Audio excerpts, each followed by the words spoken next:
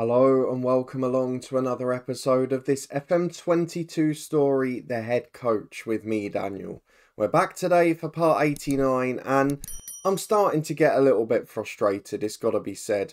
The AI is giving us next to no challenge domestically, and as it stands, if we can get through our Carabao Cup quarter-final today with a fortunate FA Cup tie in the third round, we could still be playing on four fronts come the end of January. So if you're looking forward to seeing how we get on, whether we can get through and start to win big competitions with United, then please do put a thumbs up on the video, subscribe down below for daily FM22 content. We had a big end to the season in our Hemel save yesterday, you can find that in the eye above.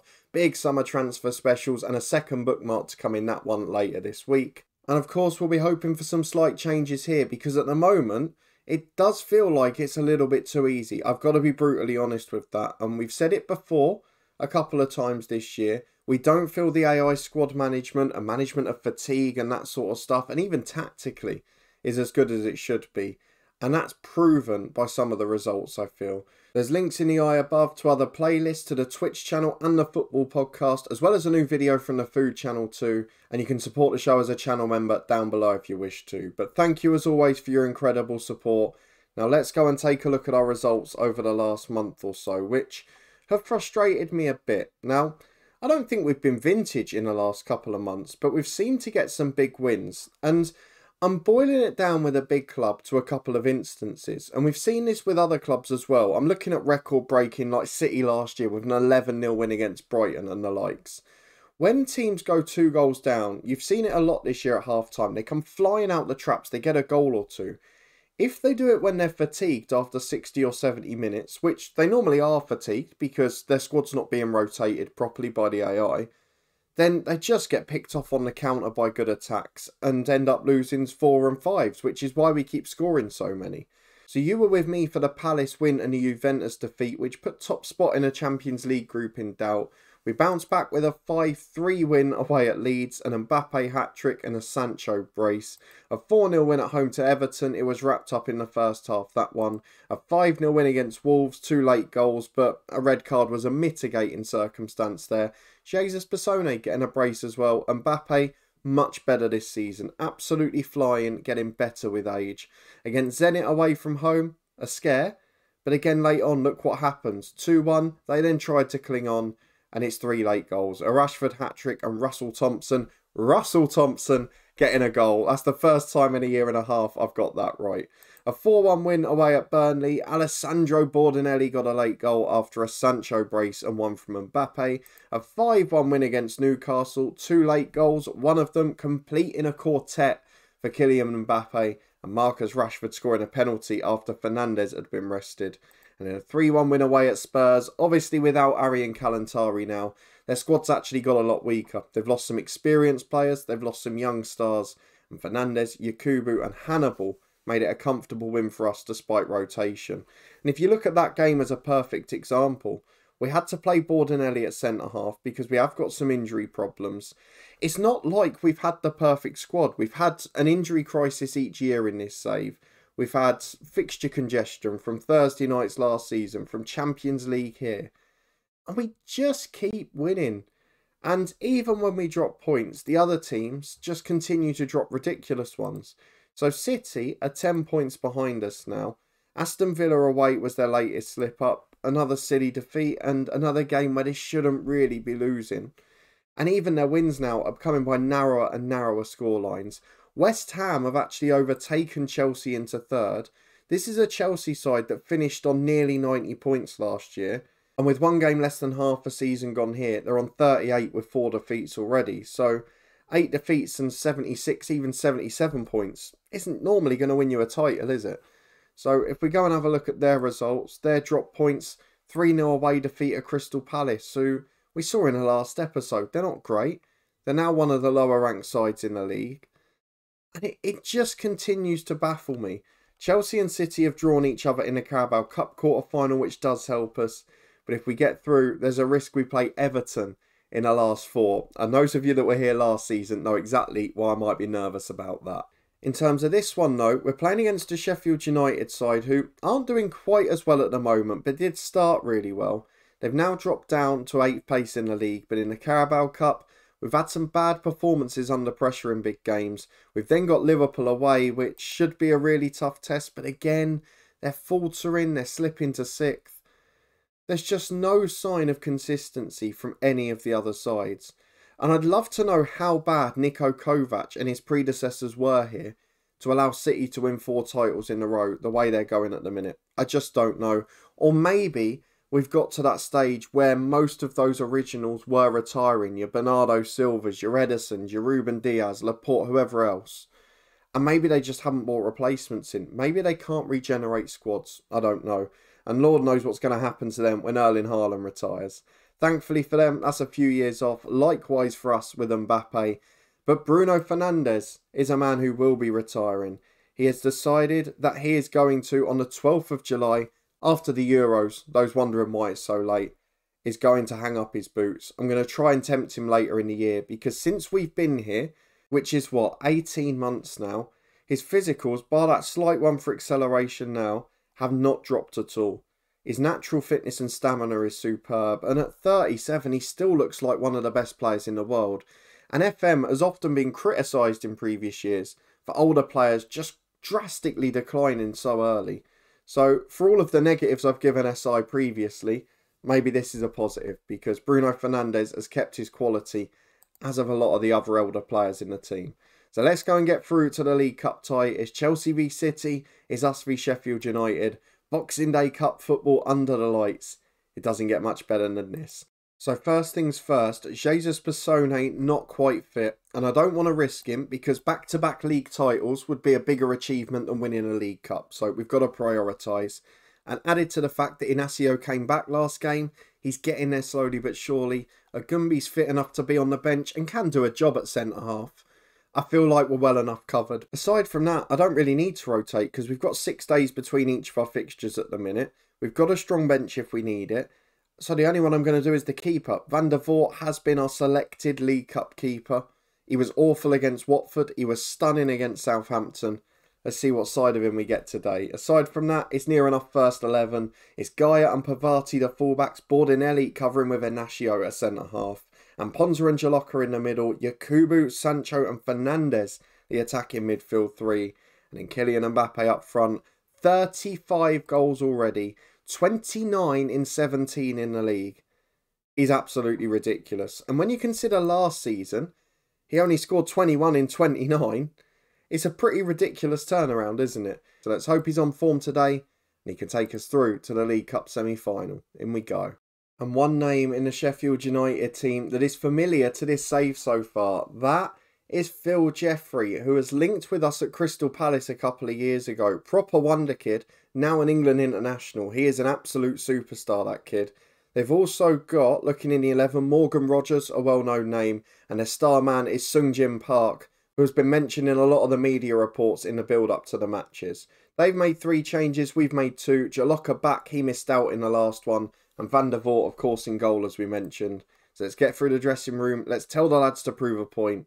Let's hope we get a big first half performance because I'd like to have this wrapped up and rest a few. So through the tunnel interview we go, off to a not sold out Bramall Lane weirdly for a League Cup quarter final with plenty at stake. We want to get to the semis and then beat that Everton demon.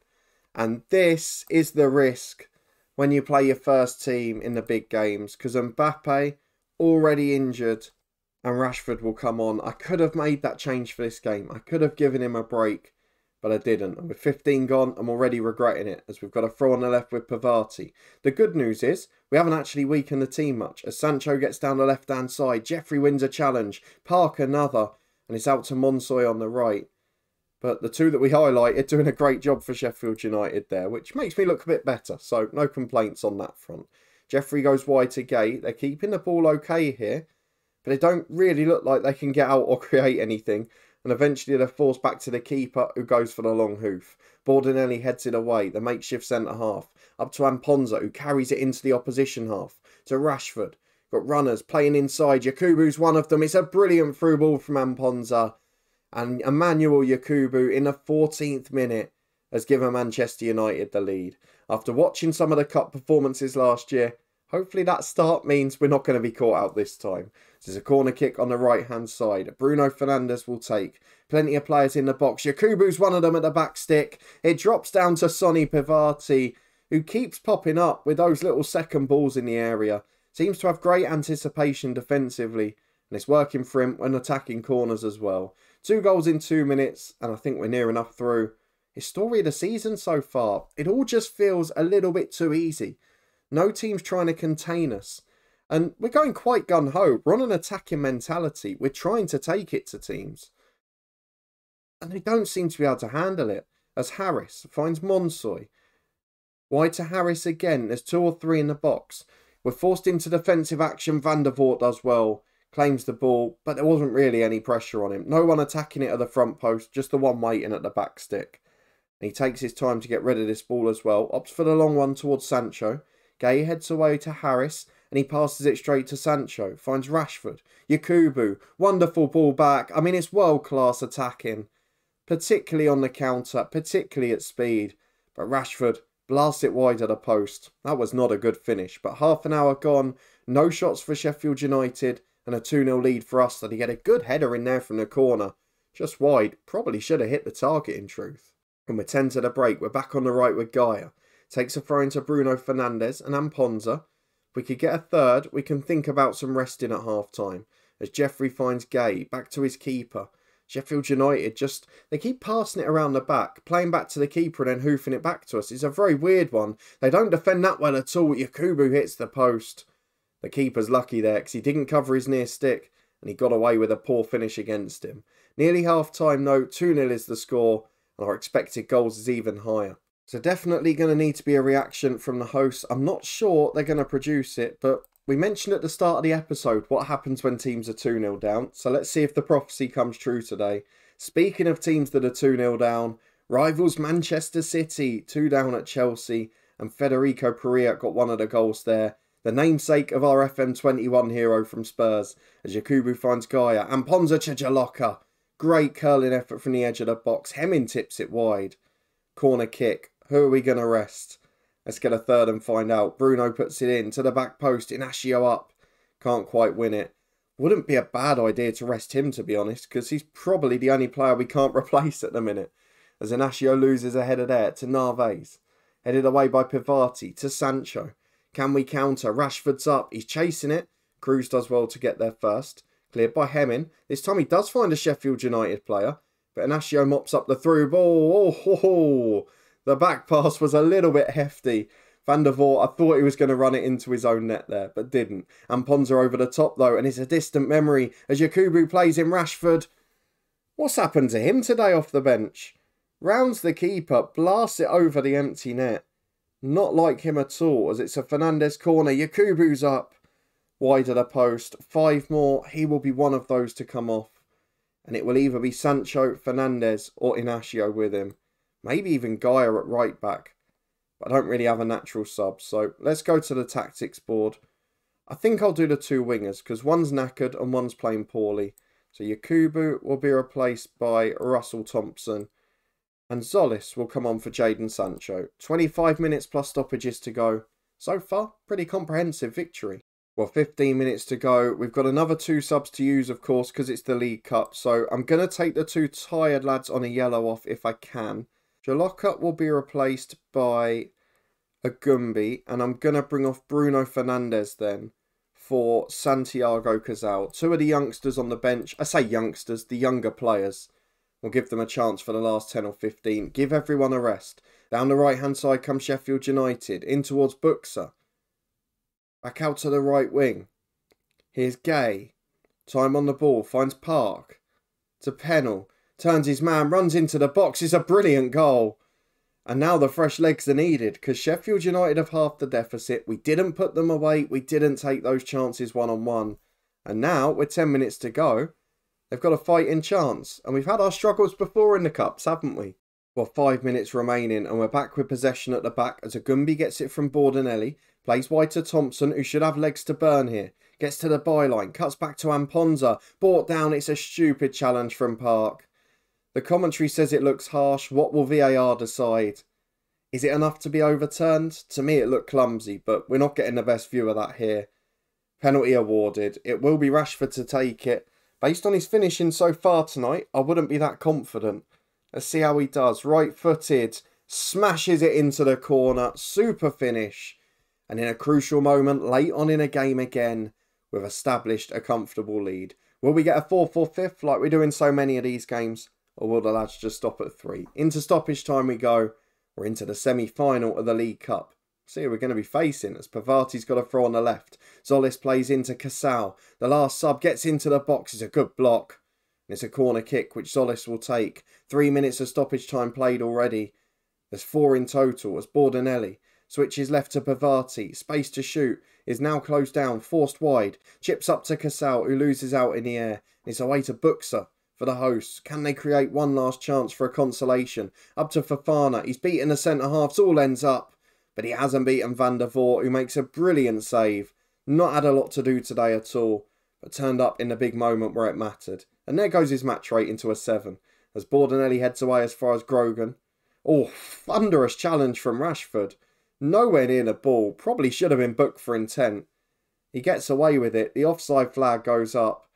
And that should be it now. We've got 20 seconds left.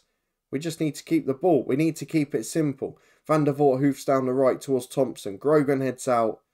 Where is the whistle, ref? This is benefiting no one to play at this point. We've passed the 4 minutes now. It's thrown in from the right and we're still going. Thompson up towards Solis. Intercepted by Gay. Hoof downfield towards Inacio. The final whistle does finally go.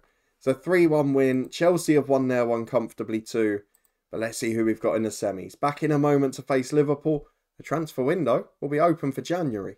Fitness test time on New Year's Day. Xavier Benjamin has not made it. Jesus Bissone is not recommended.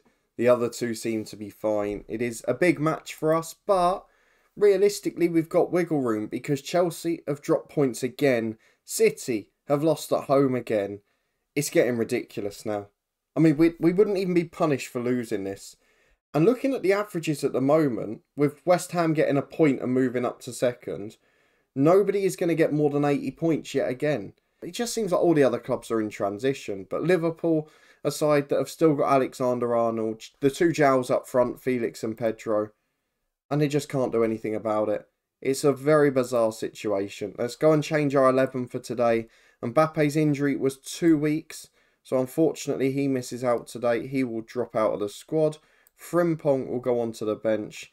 We'll also bring Meslier back in goal. And I'm going to play Bassoni at centre-half ahead of Bordenelli. Bordenelli will come onto the bench for Magno Luiz. And that's the squad I think we're going to stick with because everyone else has got a light or medium match load now. Very quick service update as well, just to say in the League Cup, it is Everton again. So we might have to come back for the second leg of that, given what happened last time. For us though, not many changes to this side. Rashford enforced, Meslier back in goal, Bassoni back from injury at centre-half. The rest of the team stays the same as we head to Anfield. It's a big game. And again, it's a very strong squad for Liverpool. It's a side that should be competing at the top level, certainly for the top 4. But they're just not doing it. Not doing it consistently. And it's the story of the Premier League at the moment. The clubs are still doing well in Europe, so you can't say that the whole competition's got weaker. I don't know what's going on, to be honest. Let's get to kick-off. We're going to get through the first half. Hopefully, we'll get to see some magic, but it looks like it's not going to matter because the title, we're so far clear. As João Felix puts in a corner, headed over early doors. Don't forget, the last time we showed Liverpool on camera was the Community Shield. And we won that game 9-1, didn't we? It was a ridiculous start to the season. Let's see how this one goes, as they've got the ball at the back. To the goalkeeper. Letting a few clangers, should we say, in the Community Shield. As Brown comes down the right-hand side for Liverpool. Here they go again on the attack. In towards Maglio. It's been a good start. That one straight at the arms of Meslier, but it's an opportunity regardless. As Meslier plays out from the back. He's got options short, but he might just go for the big kick. Rashford running over the top. Fernandes there too, but it's headed away as far as Maglio. And João Pedro, who puts Bassoni on his backside, plays in João Felix. Good turn past Gaia. And he recovers to block for a corner. Excellent defending. But we're clinging on a bit here. This is the Liverpool we'd expect to see. As Brown puts the corner in to the back post. The keeper misses. It all ends up. but he does win a free kick. The goalkeeper's always protected. This has not been a good start though. As we return in first half stoppage time, with Liverpool nicking the ball high up again, but João Pedro plays all the way back to his keeper, and they play out from the back again. Not in a rush to get forward as Felix cuts in from the left to João Pedro. Through ball, oh, it's poor defending. Inacio caught in treacle there. Melambo slides past him and he rifles the ball into the bottom corner. Down to Meslier's right, he had no chance. But the two centre-halves, look, they look unfit, and that's exactly what they are. So at half-time, we do trail 1-0, very much deservedly so. Maybe it's just silly season. If you look at what happened to the other two top teams and to us, maybe we're all going to have a bad day at the office. No shots on target, can't remember the last time we saw that. And it's Liverpool continuing where they left off at the start of the second half, as Inacio slides in to nick it. Well done from him. Jaloka finds Pavati to Sancho. Fernandes back to Jaloka, releases Sancho on the left, space to run into. Alexander-Arnold chasing, cuts back on his right. Well overhit is the cross, and it finds Yakubu to Amponza. Bruno Fernandes, challenged easily. It's away to Bassone. Picks it up for Amponza in the middle. Jaloka over to Yakubu, two in the middle. Can Yakubu score? No, he can't. That's a woeful finish. Straight at the goalkeeper. Absolutely no chance of going in. And we are really missing Kylian Mbappe at the minute, as it's a Fernandes free kick 20 yards out. Oh, that'll do. Hit with power to the wall's side from basically the line at the edge of the D. That is phenomenal. One moment of magic when you need it most. And that's why we don't want him to retire, because he is single-handedly saving us there. So with 20 minutes to go, let's make some changes. And Ponza will come off in the middle. He's had a shocking game, and he's on a yellow, and he's nervous. Johnny replaces him, who's motivated. I'm going to take Sancho off on the left for Zolis. And I'm going to take Pivati off for Bordenelli. Just because I feel like we're struggling to get into the game on that left-hand side. And that's where the Kevin Brown threat's coming. Though it could get even better than that, because Gaia's got a free kick around halfway. Yakubu finds Gaia and Johnny to Bruno Fernandes. Big switch again. Zolis picks it up this time. Gets to the byline. In towards Rashford. Brilliant sliding challenge. Not the best ball back from Aarons to his keeper. And Liverpool get away with it as Kevin Brown flicks on for João Pedro. And he just passes it out of play. That is absolutely bizarre. Still 1-1. And it's a McFarlane free kick at the back for Liverpool. They've got to go and try and win this game. We look absolutely shattered. And they've been the better side. That's a brilliant tackle, by the way, by Gavardio. Free kick as the flag's up for offside. He didn't know that. It was super defending regardless. And as we head into stoppage time, look, given the other results today and how we've played, a draw's a fantastic result. But Liverpool, again, not taking the chances. Not taking the ascendancy second half. And we retain our 10-point lead at the top. In fact, I think we might have increased it, because other sides just dropping points galore. Let's go and have a look at the schedule when we're next going to be back. But the Premier League title race is well in our hands. Well, it's a very busy month for us. I don't think we are going to be able to come back for the Everton second leg, because it's so early in January compared to normal. What I'd normally do is show deadline day, which I may well do yet with Arsenal, but I feel the Premier League has become the easiest one to win. You see with United, the better games we're getting are in the cups generally. So, providing the Premier League is still comfortable at the end of January, the plan will be to come back around either Spurs, Atletico Madrid or the League Cup final, which should be in and around that time, if we get there of course.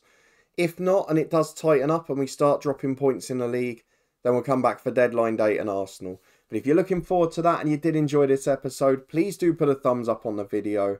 The winning run was stopped at least, but the inconsistency continues for all the other sides supposedly in this title race.